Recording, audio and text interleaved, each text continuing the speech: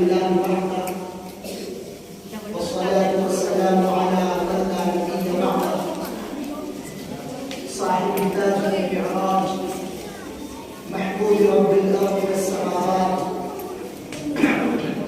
سيد الإنس والجنات الذي اسمه مكتوب في الإنجيل والتوراة أرسله الله تعالى بالحق بشيرا ونذيرا وداعيا إلى الله بإذنه وسراجا منيرا أما بعد أعوذ بالله من الشيطان الرجيم بسم الله الرحمن الرحيم اقرأ باسم ربك الذي خلق خلق الإنسان من علق اقرأ وربك الأكرم الذي علم بالقلم علم الإنسان ما لم يعلم صدق الله العظيم. قال النبي صلى الله عليه وسلم طلب العلم فريضة على كل مسلم أو كما قال عليه الصلاة والسلام.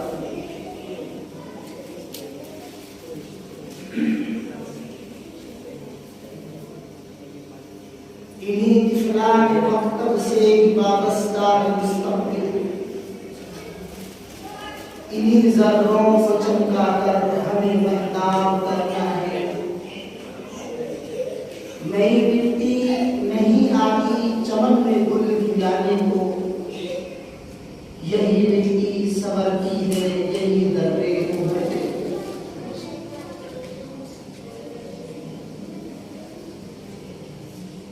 کئی سال پہلے ایک شاعر نے یہ شعر کہا جس کا مطلب ہر باشعور مرد اور باشعور عورت کو سمجھنے کی ضرورت ہے.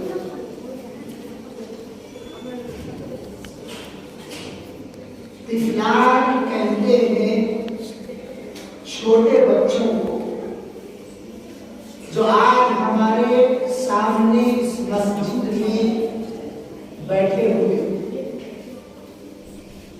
مکتب کہتے ہیں چھوٹے سے مدرسے یا چھوٹی سی جگہ میں چند بچوں کے پڑھنے کی جگہ کو مکتب کہا جاتا ہے.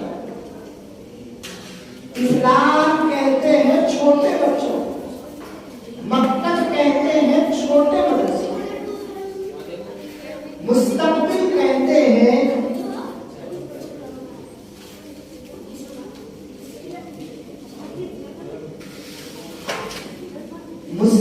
کہتے ہیں فیوچر, آنے والے زمانے کو. پھر سمجھ لیجئے طفلان کہتے ہیں چھوٹے بچوں کو, مکتب کہتے ہیں چھوٹے مدرسے کو, مستقبل کہتے ہیں آنے والے زمانے فیوچر کو. شاعر کہتا ہے انہی طفلان مکتب سے ہی وابستہ ہے مستقبل, انہی چھوٹے بچوں سے آنے والا زمانہ وابستہ ہے. انہی ذروں کو چمکا کر ہمیں احتاب کرنا ہے. انہیں پڑھا لکھا کر دنیا میں ایسے بنانا ہے جیسے آسمان پر چمکتا ہوا چاند اور تارا. جس طریقے سے چمک میں اسی مٹی کو کھودا جاتا ہے اور اسی مٹی میں چھوٹے پودے لگائے جاتے ہیں اور انہیں کو بڑا کیا جاتا ہے. انہیں ذروں کو چمکا کر ہمیں مہتاب کرنا ہے. نئی مٹی نہیں آتی چمن میں گل کھلانے کو, یہی مٹی سنورتی ہے یہی ذرے ابھرتے.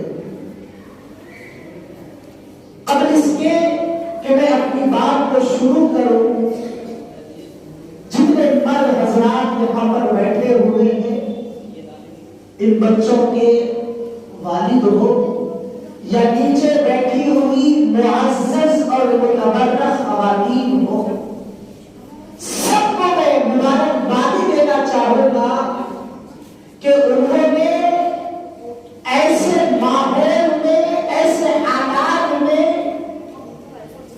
اپنے بچوں کو دینی تعلیم سے وابستہ کیا.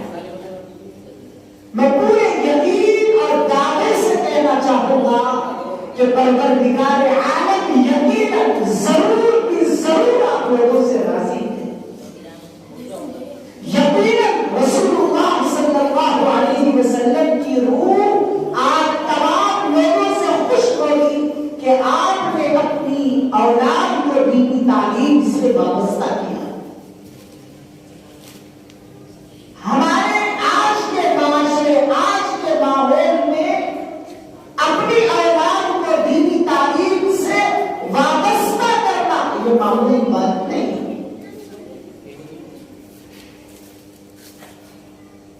مسلمان والدین کا ایک بڑا طبقہ ایسا ہے جو اپنی اولاد کو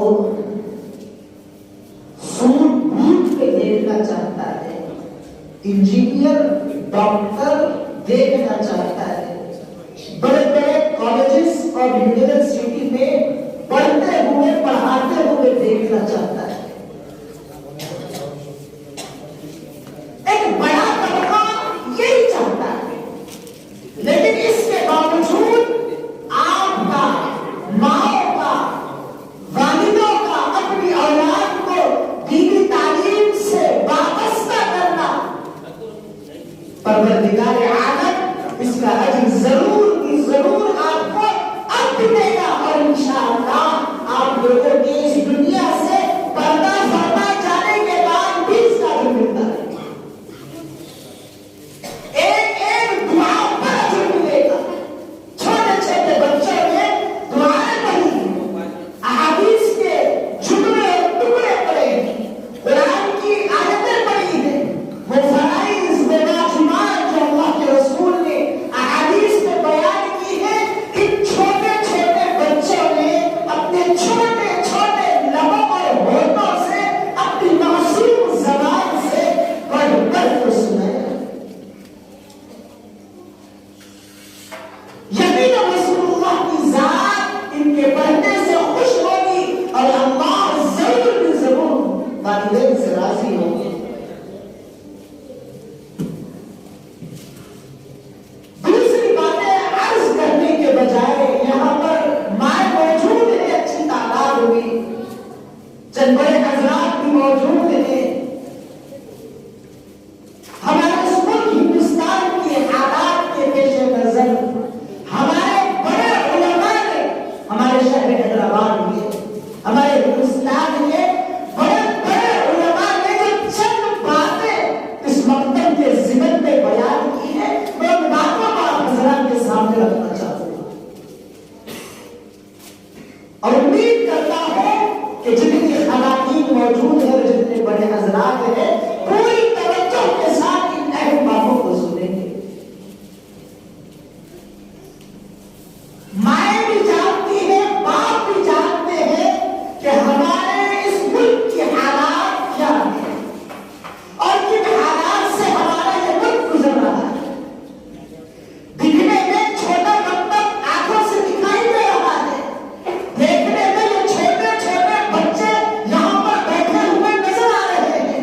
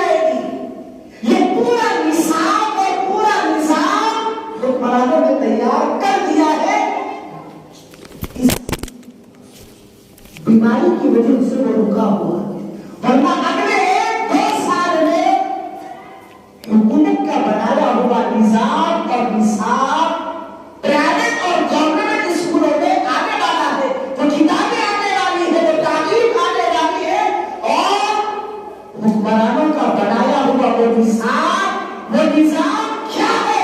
उलमा, हमारे मुल्क के बड़े बड़े उलमा चिल्ला कर और चीख कर बता रहे हैं कि वो सारा का सारा निजाम, वो सारा का सारा निसाब जो किताबों की शक्ल में हमारी औलादों को स्कूलों कॉलेजों में पढ़ाया जाएगा, हाँ वो प्राइवेट स्कूल हो, हाँ वो गवर्नमेंट स्कूल हो, वो निसाब, वो निजाम किसी के लिए नुकसान नहीं है।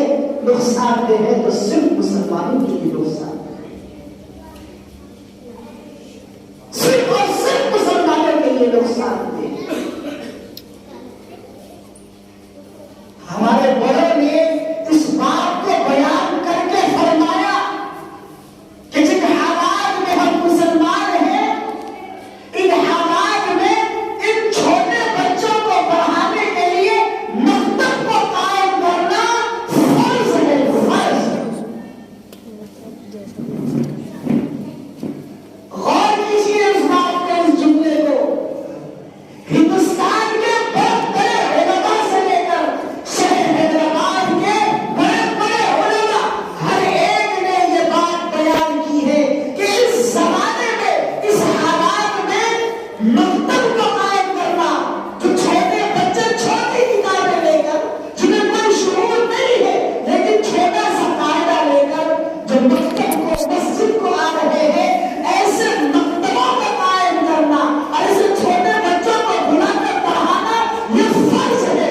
फर्ज का मतलब ये, जिस तरीके से नमाज का पढ़ना बालिग मर्द औरत पर फर्ज है, रोजे का रखना जैसे बालिग मर्द और औरत पर फर्ज है, इसी तरीके से इन छोटे बच्चों के पढ़ने के लिए ऐसे मकतबे का कायम करना भी फर्ज है। ऐसे मकतबे का कायम करना भी फर्ज है। समझिए इस बात को। एक बड़ा तबका मुसलमानों का वो है जो अपने बच्चों को स्कूलों और कॉलेजों में दाखिल कर रहा है, करता है, करना भी चाहिए। दुनिया की तालीम भी जरूरी है, लेकिन याद रखिए, दुनिया की तालीम से ज्यादा अहमियत दीनी तालीम की होनी चाहिए। दुनिया की तालीम से ज्यादा अहमियत दीनी तालीम की होनी चाहिए। फिर मैं कहूंगा कि दुनिया की तालीम से ज्यादा अहमियत दीनी तालीम की होनी चाहिए। याद रखिए, दुनिया की तालीम आपको और आपकी औलाद को उस वक्त तक फायदा देगी जब तक कि वो इस दुनिया में मौजूद है। दुनिया की तालीम आपको या आपकी औलाद को उस वक्त तक फायदा देगी जब तक कि आप और आपकी औलाद दुनिया में मौजूद होगी। और बताइए, आपकी जिंदगी, औलाद की जिंदगी कितने साल की है? 70 साल, 80 साल, मान लीजिए 90 साल, 100 साल। इसके बाद की दुनिया की जिंदगी खत्म है, इसके बाद उखरवी मराहिल शुरू होते हैं। दुनिया में आखिर तक फिर कब्र की जिंदगी शुरू है, हश्र की जिंदगी शुरू है, फिर उसके बाद आखिरत परवरदिगार के सामने खड़े होने की जिंदगी है, फिर उसके बाद जन्नत या जहन्नम। कुरान मुकद्दस में एक जगह पे वो जिंदगी को 50 साल के बराबर कहा गया, एक दिन को। आप बताइए, कौन सी पढ़ाई बेहतर है? ये छोटे छोटे कायदे बच्चे हाथों में लेकर आ रहे हैं, जिसमें कलिमा के इस्लाम के नाम से सबसे आखिर में एक तख्ती है, मुसलमानों के ईमान की बुनियाद उसमें मौजूद है, कलिमे तौहीद है, कलिमे तय्यबा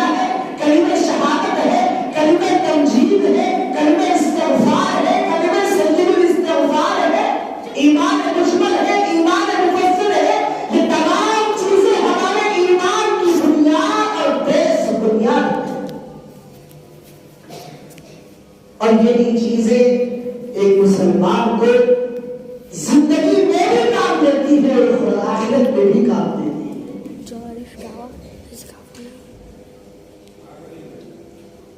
ہمارے بڑوں نے معاشرے میں پیش آنے والے واقعات کو بیان کیا. 1.5 مہینے پہلے کا واقعہ ہے. عبرت ہے یہ واقعہ ماں کے لیے اور باپ کے لیے. سبق حاصل کرنے والا یہ واقعہ ہے ماں کے لیے اور باپ کے لیے. باپ کا انتقال ہو گیا. بیٹے سے آس پاس کے لوگوں نے کہا، گاؤں کا واقعہ ہے، امام پڑھانے کے لیے وہاں موجود نہیں.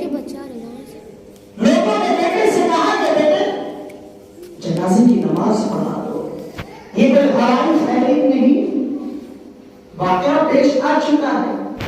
بالغ بیٹا ہے، باشعور بیٹا ہے، عقل مند بیٹا ہے. بیٹے سے کہا کہ اپنے باپ کے جنازے کی نماز پڑھا دو.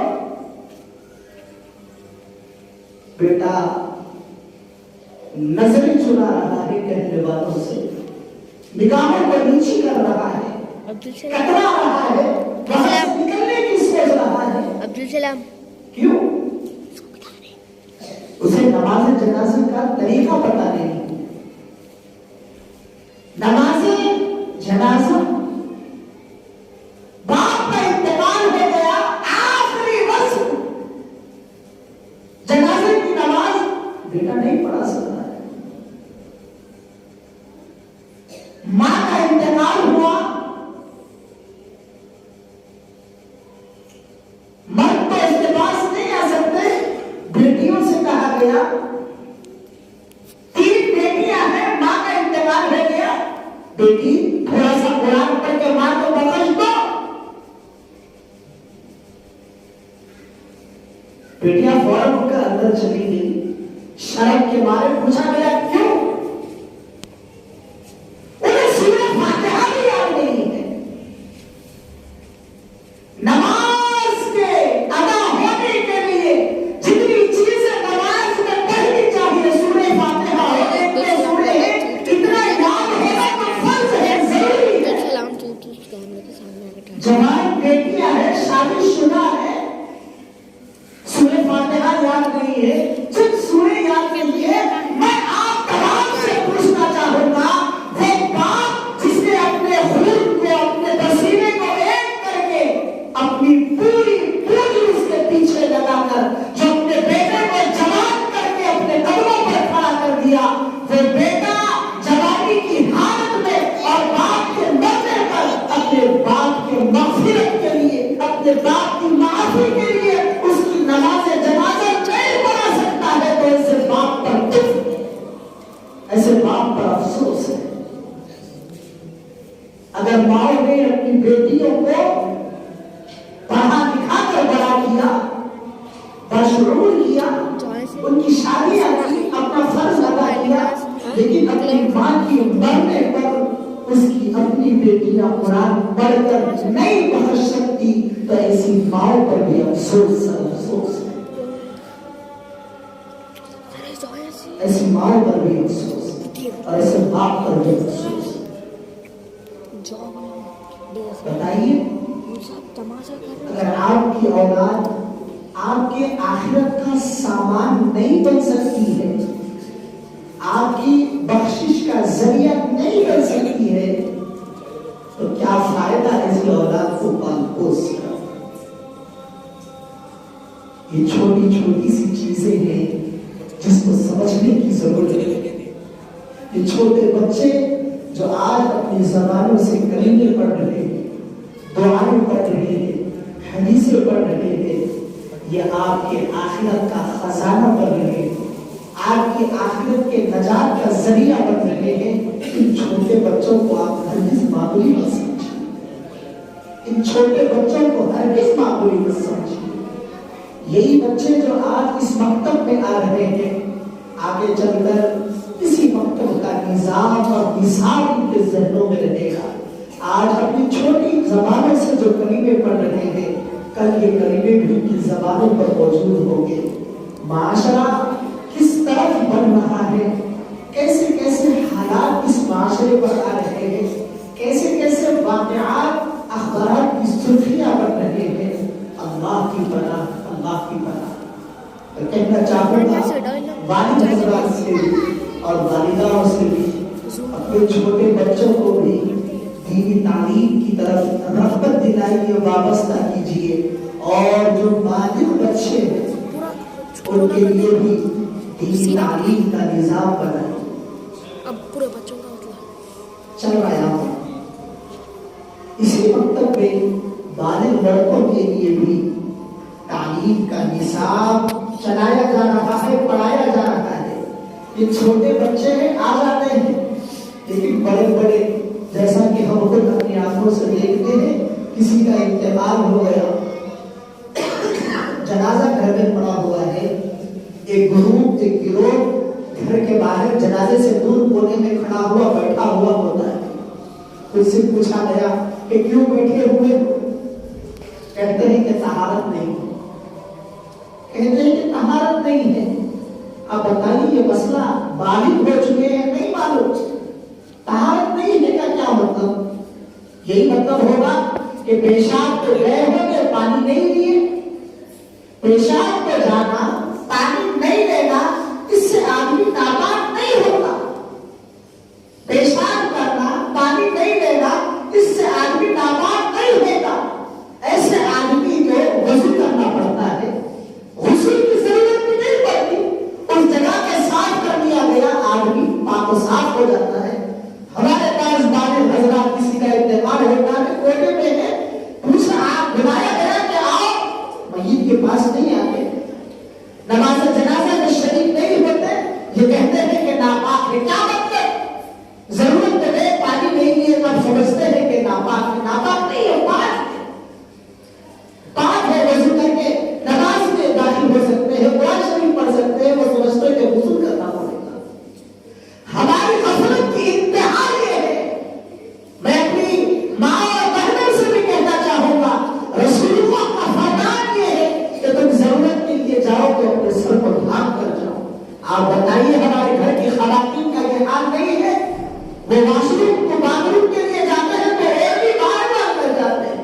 بڑے حضرات جوانوں کا بھی یہی حال ہے کہ واش روم کو بیت الخلا میں جاتے ہیں تو اپنی بیٹی کو رکھ کر جاتے ہیں. رسول اللہ کا فرمان ہے سر ڈھانپ کر جاؤ. نہ تمہاری عورت ہو, اپنی بیٹیوں کو باہر رکھ کر جاتے ہیں. لڑنے کے اندیشے نہیں, اس طریقے سے لپیٹیے کہ لڑکی نیچے نہ گرے. رسول اللہ کا فرمان ہے کہ سب کو ڈھانپ کر جانا ہے. جتنی ضرورت چھوٹے بچوں کی تعلیم کی ہے, اتنی ہی ضرورت اپنے بڑے بیٹوں اور بیٹیوں کی بھی. ہمارے معاشرے میں سب سے خطرناک زہر اگر کوئی ہے تو وہ موبائل فون یا والد موجود ہے, والدہ موجود ہے. اس لیے میں یہ باتیں کہتا ہوں. کیسے کیسے واقعات اخبارات کی سرخیاں بن رہی ہے, کیسے کیسے واقعات نیوز چینل پر آ رہے ہیں. مائیں نے, باپ نے اپنی اولاد کے لیے سب کچھ کیا, نہیں کیا تو دین سے وابستہ نہیں کیا. ہمارے شہر حیدرآباد کے واقعات ہے, سب کو بتانا پڑتا ہے, آنکھوں سے آنسو آتے ہیں, جسم کے روگ تک کھڑے ہو جاتے ہیں کہ ماں نے شادی سے پہلے اپنی بچیوں کو سسرال کے حالات نہیں بتائے. اسلام میں سسر کا کیا مرتبہ ہے, ساس کا کیا مرتبہ ہے, شوہر کا کیا مرتبہ ہے, بچے پیدا ہو تو ان کے ساتھ کیسا رہتا ہے. یہ وہ چیزیں ہیں ماں کے لیے ضروری ہے, باپ پر ضروری ہے. نکاح سے پہلے, شادی سے پہلے اپنی بچی کو یہ دینی تعلیم دے. بتائیے کہ ہمارے آقا نے, ہمارے رسول نے, ہمارے نبی نے نکاح سے پہلے ایک بہو کو, ایک بیٹی کو کس طریقے سے رہنا چاہیے تمام تعلیم دی ہے. بتانے کی ذمہ داری والدین کی ہے. آف لائن پڑھائیے, آن لائن پڑھائیے, کسی خاتون عالمہ کے پاس بھیجیے شادی سے پہلے, صرف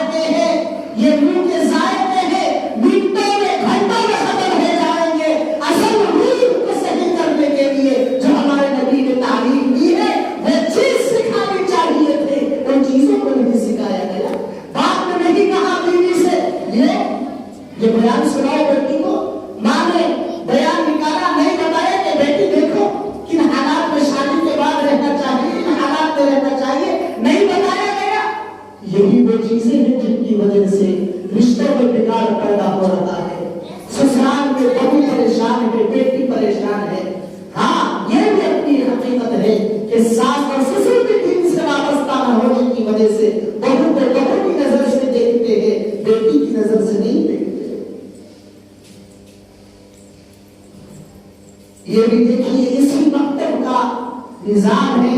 اللہ جزائے جمیل اور جزائے خیر عطا فرمائے. ہمارے معاشرے میں کام کرنے والے افراد کو پڑھنے کا وقت نہیں ملتا، یہ بھی معاشرے کا رونا ہے. لیکن اسی مسجد میں نیچے بازار خواتین کے لیے بھی تعلیم کا نظم کیا جا رہا ہے. تعلیم کا نظم کیا جا رہا ہے. فائدہ اٹھائیے. بچیاں بڑی ہو رہی ہے، سب کچھ معلوم ہے، دین نہیں معلوم. نام فاطمہ ہے، فاطمہ کے کوئی گن اس کے اندر نہیں ہے. نام عائشہ ہے لیکن اپنی عائشہ کے اخلاق ان کے اندر موجود نہیں ہے. نام خدیجہ ہے، نام حفصہ ہے، نام میمونہ ہے، نام ماریہ ہے، لیکن کوئی گن ازواج مطہرات کے نہیں ہے. افسوس ایسی زندگیوں پر یہ نظام اگر ہمارے اس مکتب میں قائم کیا جا رہا ہے، خواتین کے لیے تعلیم کے نظم کا انتظام پوری شریعت کی رواداری کے ساتھ، پوری شریعت کی پابندی کے ساتھ اگر خواتین کے تعلیم کا نظام چلایا جا رہا ہے تو اس سے فائدہ اٹھانا چاہیے. خواہ وہ مائیں ہو، خواہ وہ بہنیں ہو، خواہ وہ بیٹیاں ہو، شریعت کے اصول کے مطابق اگر اس مکتب میں خواتین کا نظام چل رہا ہے تو خواتین کو پورا فائدہ اٹھانا چاہیے. اور والدین سے کہنا چاہوں گا، اپنی اولاد کو بھیجا رہے ہیں تو اپنے آس پاس کے لوگوں کو بھی سمجھائیے، بتائیے کہ آنے والے حالات سخت سے سخت ہونے جا رہے ہیں، برے سے برے ہونے جا رہے ہیں. ان مکتبوں سے بچوں کو جوڑا جائے، ان مکتبوں سے بچوں کو وابستہ کیا جائے. جو خواتین کی تعلیم کا نظام ہے وہ 6 سے 9 بجے تک، خواتین کا 10 سے 1 بجے تک، صبح 10 سے 1 بجے تک. اور یہ 6 سے 9 جو بچے حفظ کرنا چاہتے ہیں ان کے لیے 6 بجے سے 9 بجے تک حفظ کی بھی تعلیم کا نظام ہے. انشاءاللہ اخیر میں یہی بات عرض کرنا چاہوں گا کہ اللہ کے رسول صلی اللہ علیہ وسلم نے ایک دعا بتائی ہے جو نماز جنازہ میں ہر مسلمان پڑھتا ہے. اللہم من احییتہ منا فاحیہ علی الاسلام ومن توفیتہ منا فتوفہ علی الایمان. کہ جب تک ہم مسلمان زندہ رہے، اسلام پر زندہ رہے، اور جب کبھی بھی ہمیں موت آئے تو ایمان کی حالت میں موت آئے. آج ہمارے بچوں کو ہم ایمان سے وابستہ کر رہے ہیں، کل ان کے سینوں میں ایمان رہے گا. اسکول اور کالجز میں پڑھنے والے، مکتبوں سے نہیں جڑنے والے ایک تعداد ہے بچیوں کی، بچوں کی جو دینی تعلیم سے وابستہ نہیں ہونے کی وجہ سے اسلام سے انحراف کر رہے ہیں، اسلام سے روگردانی کر رہے ہیں، بالفاظ مرتد ہو رہے ہیں. میں اللہ پاک سے یہی دعا کروں گا کہ اللہ پاک اس نظام کو، اس مکتب کے نظام کو اور اس مکتب کی خدمت کرنے والوں کو اپنی بارگاہ میں قبول فرمائے. جتنے طلبہ طالبات یہاں پر بیٹھے ہوئے ہیں ان کے ایمان کو مضبوط کرے، اور جتنے والد یہاں پر مرد و خواتین بیٹھے ہوئے ہیں اس مکتب کو مضبوط سے مضبوط کرنے کی کوشش کرے، اس مکتب کو مضبوط سے مضبوط کرنے کی کوشش کرے، اس مکتب کی حفاظت کرے. یہ آپ کے بچوں کا مستقبل، یہ آپ کے بچوں کا مستقبل ہے. ہر وہ کام جو اس مکتب کے فائدے کے لیے ہو آپ تمام حضرات بھی اس میں حصہ لینے کی کوشش کریں. پروردگار عالم کہیں بھی باتوں کو کہنے، سننے اور سمجھنے کی توفیق عطا فرمائے. وآخر دعوانا الحمد للہ رب العالمین.